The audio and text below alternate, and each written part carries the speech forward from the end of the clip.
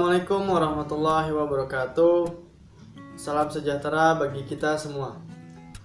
Kami dari kelompok 1 ingin mempresentasikan tentang materi atau tugas yang diberikan oleh dosen kita tentang hak asasi manusia. Sebelum itu, izinkan kami memperkenalkan diri terlebih dahulu. Saya Muhammad Bagus Salam Aryatama sebagai Ketua Kelompok 1, dan juga ada Akmaluddin, dan juga ada Bahrul Hikam. Nah, di materi kali ini kita bertiga akan membahas tentang yang pertama, pengertian HAM. Yang kedua, sejarah perkembangan HAM di dunia. Yang ketiga, macam-macam HAM. Yang keempat adalah ciri-ciri HAM. Dan yang kelima, hak-hak asasi manusia di Indonesia. Nah, sebelum kita menjelajah lebih jauh tentang HAM, kita harus tahu terlebih dahulu apa itu hak dan apa itu kewajiban. Karena selama ini yang akan kita bahas adalah hak asasi manusia, bukan kewajiban asasi manusia. HAM itu singkatan dari hak asasi manusia. Ada 3 kata yang menjadi fondasi pemikir utama. Yang pertama itu hak. Hak adalah sesuatu yang harus didapatkan oleh seseorang sejak lahir atau sejak ia menyelesaikan kewajiban. Nah, yang kedua itu adalah asasi. Asasi yang berarti dasar. Dasar bisa diartikan sebagai minimum. Nah, yang ketiga itu adalah manusia. Manusia itu adalah sebagai subjek yang mendapatkan hak asasi manusia. Nah, secara formal, konsep mengenai hak asasi manusia lahir pada tanggal 10 Desember 1948 ketika PBB memproklamirkan Deklarasi Universal HAM yang dimana di situ terdapat 30 pasal-pasal yang memaparkan tentang hak dan kewajiban. Nah, secara eksplisit HAM adalah sesuatu yang melekat pada manusia, yang tanpanya manusia tidak bisa hidup sebagai manusia.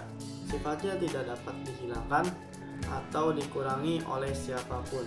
Lalu dalam pengertiannya, HAM menurut definisi para ahli mengatakan HAM adalah hak-hak dasar yang dimiliki setiap pribadi manusia yang itu sebagai anugerah dari Tuhan yang dibawa sejak lahir.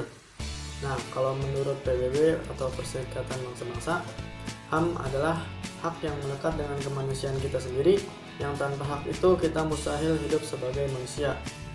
Secara umum, hak asasi manusia sering kita dengar tentang pelanggaran-pelanggaran HAM yang membuat kita prihatin tentang itu semua.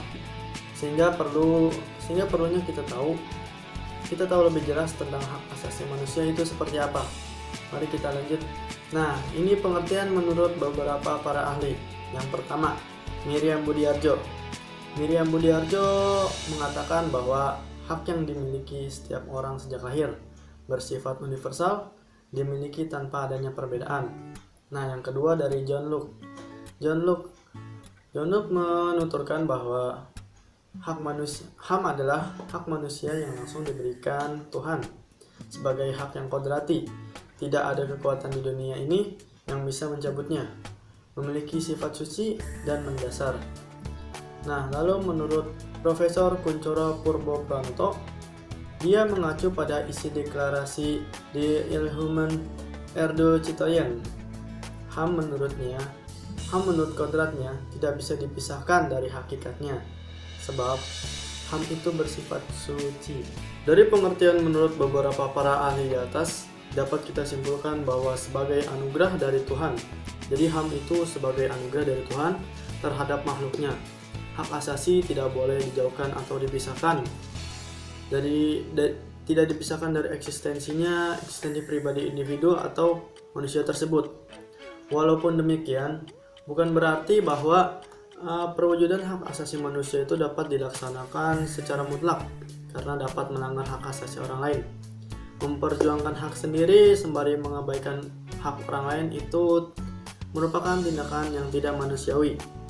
Memperjuangkan hak sendiri menyadari bahwa hak asasi kita selalu berbatasan dengan orang banyak, selalu berbatasan dengan orang lain, karena itulah ketaatan terhadap aturan menjadi yang penting. Jadi kita harus taat aturan karena itu merupakan hal yang penting. Selanjutnya ada perkembangan pemikiran HAM. Perkembangan pemikiran HAM dibagi menjadi 4 generasi. Nah, yang generasi pertama ini hanya berpusat pada bidang hukum dan politik. Kenapa mereka berpusat pada bidang hukum dan politik saja?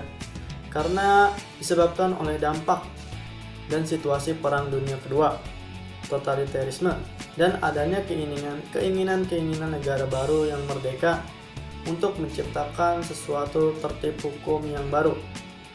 Nah, lalu ada generasi yang kedua. Generasi yang kedua ini menuntut hak yuridis. Selain menuntut hak yuridis, mereka juga menuntut hak-hak sosial, ekonomi, politik, dan budaya. Di dalam generasi kedua ini, mereka menunjukkan perluasan pengertian konsep dan cakupan hak asasi manusia. Di dalam generasi kedua ini, hak yuridis kurang mendapat penekanan, sehingga terjadi ketidakseimbangan antara hak-hak sosial, ekonomi, politik, dan budaya. Nah, di generasi ketiga ini merupakan reaksi dari generasi kedua. Jadi dari generasi kedua menuju ke generasi ketiga itu terjadi reaksi. Di dalam generasi ketiga ini menjanjikan adanya kesatuan antara hak ekonomi, sosial, budaya, politik, dan hukum dalam suatu keranjang yang disebut dengan hak-hak melaksanakan proses pembangunan. Nah, di dalam generasi ketiga ini mengalami ketidakseimbangan juga, di mana terjadi penekanan terhadap hak ekonomi, yang artinya hak ekonomi di sini menjadi prioritas utama. Jadi hak yang lainnya terabaikan sehingga menimbulkan banyak korban karena banyak hak-hak orang lain yang dilanggar. Nah, lalu yang terakhir ada generasi keempat. Generasi keempat ini dipelopori oleh negara-negara di kawasan Asia pada tahun 1983. Melahirkan deklarasi hak asasi manusia yang disebut Declaration of the Basic Duties of Asia People and Government. Di generasi keempat ini sangat mengkritik peranan negara yang sangat dominan dalam proses pembangunan yang berfokus pada pembangunan ekonomi dan menimbulkan dampak negatif seperti diabaikannya aspek kesejahteraan rakyat. Sebabnya apa? Sebabnya di generasi keempat ini terlalu fokus terhadap pembangunan yang tidak didasarkan pada kebutuhan rakyat keseluruhan, melainkan hanya untuk sekelompok elit semata. Lalu sejarah perkembangan HAM di dunia. Sejarah perkembangan HAM di dunia tidak terlepas dari sejarah berdirinya Perserikatan Bangsa-Bangsa atau PBB. Ketika menandatangani Piagam PBB pada tahun 1945, timbullah pemikiran tentang perlu adanya hak-hak manusia yang perlu dijunjung tinggi sebagai hak asasi yang menjadi tanggung jawab internasional. Maka pada tahun 1946, PBB membentuk Komisi Hak Asasi Manusia dengan tugas untuk merumuskan rancangan-rancangan ketentuan internasional tentang hak-hak asasi manusia. Sebagai hasil kerja komisi ini, maka pada tanggal 10 Desember 1948 dideklarasikanlah Universal Declaration of Human Rights atau Deklarasi Universal tentang Hak Asasi Manusia. Lalu, sejarah perkembangan HAM di dunia bermula dari yang pertama, Piagam Madinah. Sebelum jauh, PBB mendeklarasikan Declaration of Human Rights itu sudah terdapat adanya Piagam Madinah di zaman Nabi itu. Piagam Madinah ini merupakan piagam tertulis pertama di dunia yang telah meletakkan dasar-dasar hak asasi manusia yang berdasarkan syariat Islam. Pada awal pembukaan Piagam Madinah telah disebutkan bahwa semua manusia itu adalah umat yang satu, yang dilahirkan dari sumber yang sama, jadi tidak ada satu hal yang membuat orang dianggap lebih tinggi derajatnya di mata Allah, yaitu kadar imannya. Jadi bukan dilihat dari warna kulit, suku, ras, dan bangsa. Namun kadar iman seseorang itu yang membedakan dengan orang lain. Lalu apa sejarahnya Piagam Madinah ini? Piagam Madinah ini muncul tidaklah lepas dari adanya hijrah Nabi Muhammad dari Mekah ke Madinah dan merupakan kepanjangan dari dua perjanjian sebelumnya, yaitu Baiat 1 dan Baiat Aqabah. Baiat Aqabah II. Nah, itu tuh ada di sejarah Islam. Dan setelah hijrahnya Nabi ke Madinah, maka muncullah masyarakat Islam yang damai dan tentram sejahtera di Madinah yang dipimpin oleh Nabi Muhammad SAW, yang terdiri dari kaum Muhajirin dan Ansor dan beberapa kabilah Arab dari Yahudi dan kaum musyrik Madinah. Dan setelah itu, maka Madinah menjadi pusat bagi kegiatan keislaman dan perkembangan dunia Islam.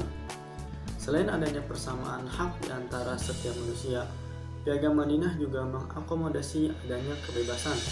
Yang dimaksud kebebasan di sini adalah kebebasan yang masih dalam ruang lingkup syariah, yang berbeda dengan kebebasan yang terdapat dalam undang-undang lain pada masa sekarang ini, yang mengedepankan hawa nafsu manusia daripada ketentuan syariat.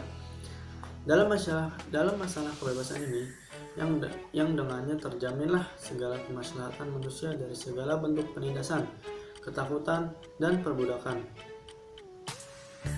Selain itu, kebebasan juga menjadikan manusia seperti apa yang dikehendaki oleh Allah Subhanahu wa Ta'ala sebagai khalifah Allah di muka bumi ini dan hambanya, dan sekaligus menjadi hambanya.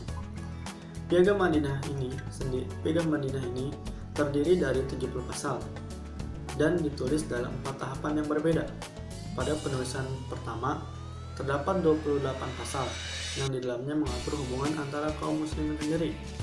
Pada penulisan yang kedua, ada 25 pasal yang mengatur hubungan antara umat Islam dan Yahudi. Dan penulisan yang ketiga terjadi setelah perjanjian Hudaibiyah pada tahun kedua Hijriah, yang merupakan penekanan atau pengulangan dari pasal pertama dan kedua. Sedangkan pada tahap yang keempat ini hanya terdapat 7 pasal dan mengatur hubungan antara kabilah yang memeluk Islam. Dari uraian di atas dapat sebuah kesimpulan bahwa hak asasi manusia yang dimaksud oleh Piagam Madinah adalah persamaan antara setiap individu manusia dalam segala segi kehidupan bermasyarakat, dan juga kebebasan manusia dalam beragama dan menghormati antar pemeluk agama. Hak politik yang ditandai dengan adanya persamaan hak antara setiap manusia di muka hukum dan sosial politik. Saya akan menyampaikan pembahasan terkait macam-macam hak asasi manusia. Macam-macam hak asasi manusia terbagi menjadi 5. Yang pertama adalah hak asasi pribadi atau personal human right. Hak ini merupakan hak yang berhubungan dengan kehidupan pribadi setiap orang. Contoh dari hak asasi pribadi adalah hak untuk menyampaikan suatu pendapat. Yang kedua, ada hak asasi politik atau politik right. Hak ini adalah hak asasi dalam kehidupan politik seseorang.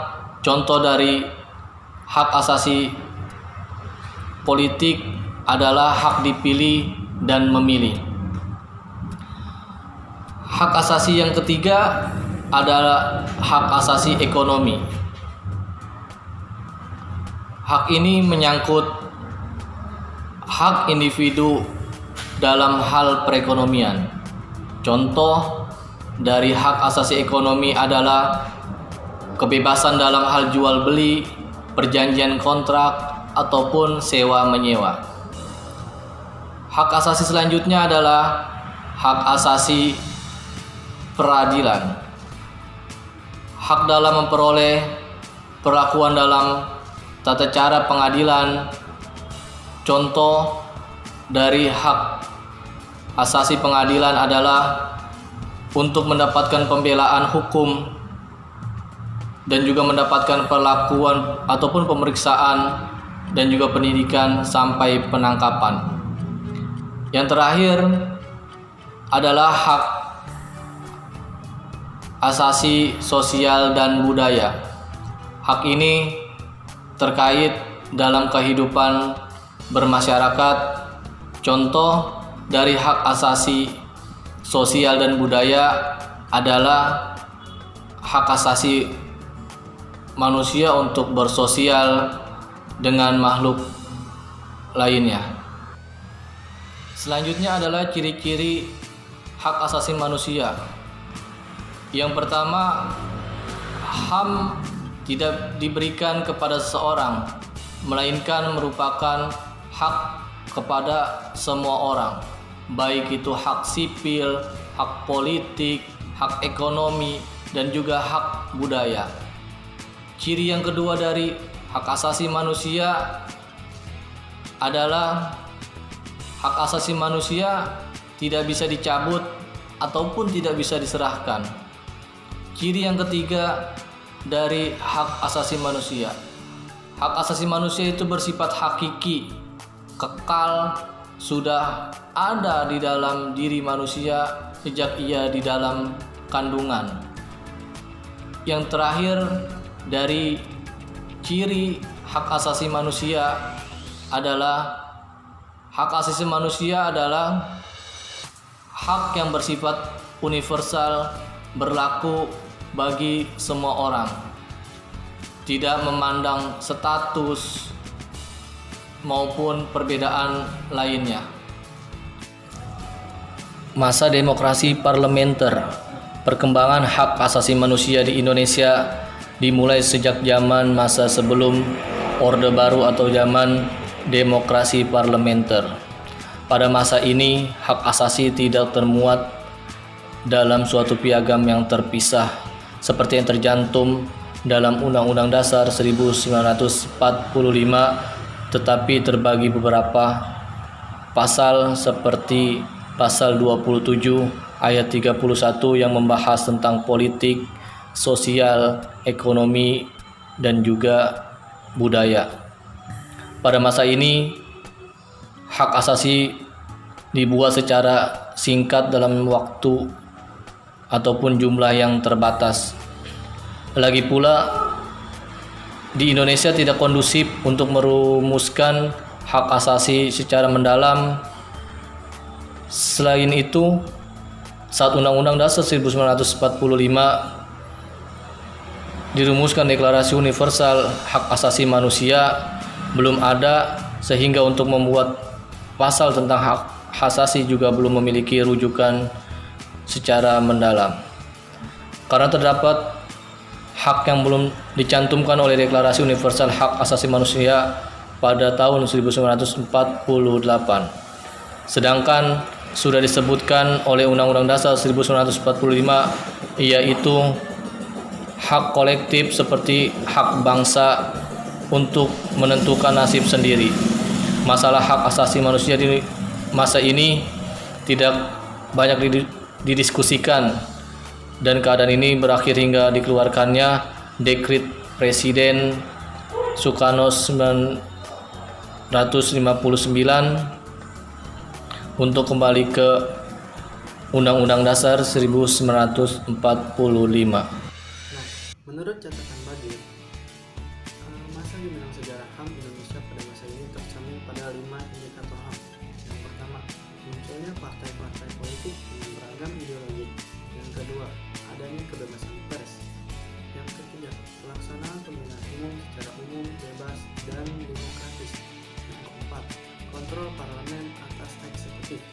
Nah, yang kelima, perdebatan HAM secara luas. Sedikit dari saya penjelasan. Yang pertama, pada masa demokrasi terpimpin, banyaknya pembatasan hak asasi manusia dalam mengemukakan pendapat dan berperan dalam pemerintahan itu sendiri. Bahkan pemerintah itu sendiri hanya menginginkan masyarakat untuk sejalan dengan apa yang diinginkan oleh pemerintah. Dan disinilah terjadi perampasan hak asasi manusia untuk mengemukakan pendapat. Itu yang pertama dalam masa demokrasi terpimpin yang dipimpin oleh saat itu oleh Insinyur Soekarno. Dan selanjutnya pada masa demokrasi Pancasila. Pada masa ini ada pencapaian Yang pertama, mendirikan atau membuat wajib belajar selama 12 dan merealisasikan rencana pembangunan 5 tahun yang pada sebelumnya proyek ini tidak disetujui oleh pemerintah itu sendiri. Akan tetapi pada masa ini korupsi sangat merajalela sehingga menghambat pemerintahan itu sendiri. Selanjutnya, penjelasan tentang masa reformasi. Pada masa reformasi, kesadaran masyarakat tentang banyaknya korupsi yang dilakukan oleh para pemimpin, dan mereka pun telah terdidik sehingga mereka melakukan gerakan untuk meminta keadilan dalam negeri ini.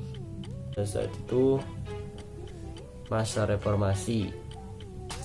Selanjutnya masa amandemen 2 Undang-Undang Dasar 1945. Disinilah terjadinya perubahan Undang-Undang Dasar 1945 pada tahun 2000. Ketentuan mengenai HAM dan hak-hak warga negara dalam Undang-Undang Dasar 1945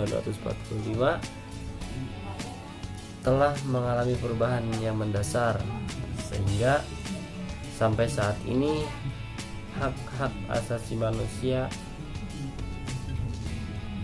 bisa kita rasakan dan bermanfaat untuk warga negara itu sendiri. Terima kasih, sekian dari saya. Wassalamualaikum warahmatullahi wabarakatuh. Ya, sekian dari kelompok kami. Jika ada yang ingin bertanya, silahkan tulis di kolom komentar di bawah ini. Sebelum kita mengakhiri presentasi hari ini, kita tutup dengan doa penutup majelis.